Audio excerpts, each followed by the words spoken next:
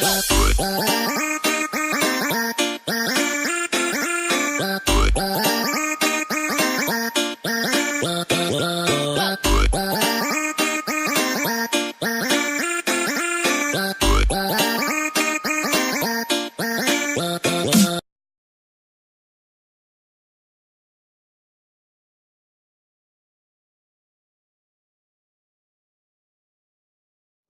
อเคขอกราบสวัสดีคุณผู้ชมทุกท่านด้วยนะครับวันนี้ผมก็จะมา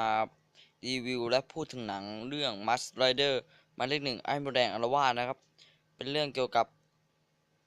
ไอ้มดแดงนะครับหรือฮอนโกทาเคชินะครับผมเป็นภาคใหม่ The Movie ภาคใหม่ครับผมเป็นMovie ภาคปี2016นี้นะครับผมก็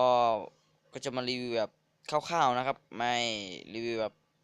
ละเอียดนะฮะเดี๋ยวคลิปมันจะยาวเกินไปนะครับเพื่อเป็นการไม่เสียเวลาเราไปดูกันเลยนะครับผมอ่า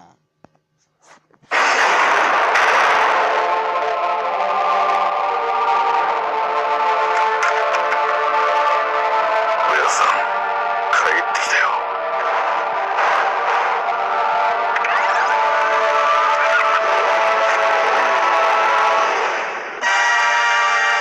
ショッカーの新たなる野望。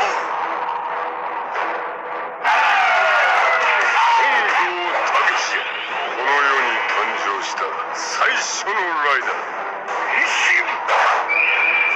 イダーバトルにあの男が帰ってきた。仮面ライダー。君の祖父である親さん柏名幸兵衛と約束をした。君が一人前になるまでそばにいると。我々はノバショッカー。このままでは日本は滅びますよ。絶対に許さない。どうか力を貸してください。今までずっと戦ってきてたんだから生きてるのが不思議なくらいだって。たけし原点にして頂点。本郷武史最後の変身仮面ライダー1号。分かったことがあるんです。本郷武史は俺の永遠の英雄だって。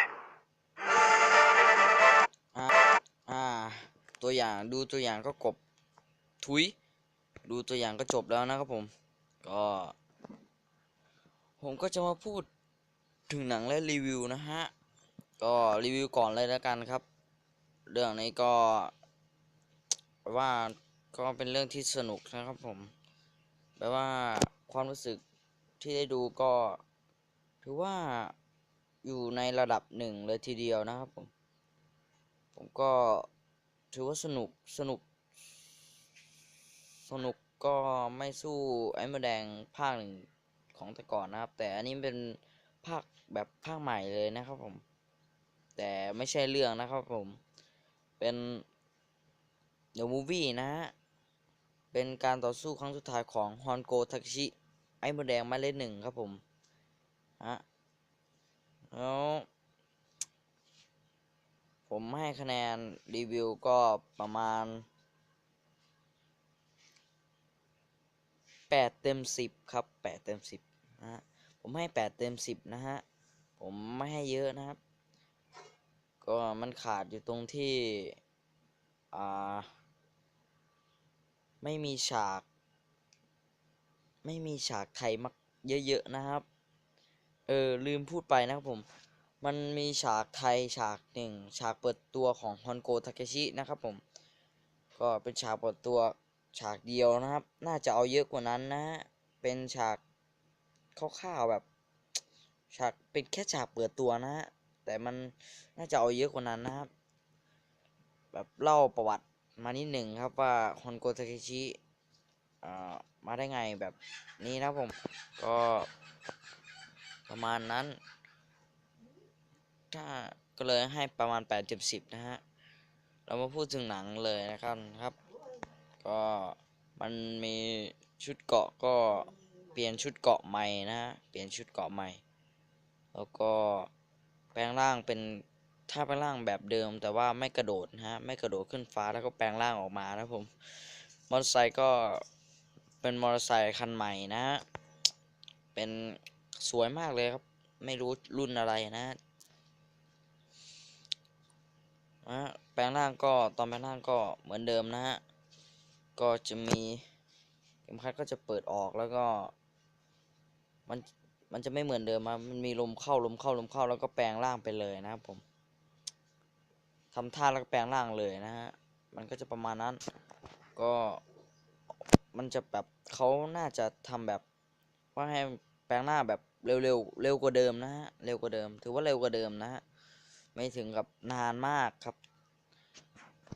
ก็ถือว่าดีเลยทีเดียวนะครับเรื่องนี้ผมขอแนะนำเลยนะครับแนะนำให้ดูนะครับเขาให้เกียรติประเทศไทยก็ให้เกียรติประเทศไทยที่มาถ่ายทำที่ประเทศไทยด้วยครับแต่ไม่รู้อยู่แถวไหนครับเป็นตลาดหนึ่งครับแต่ผมจะไม่สปอยมากกว่านี้นะครับถ้าชอบก็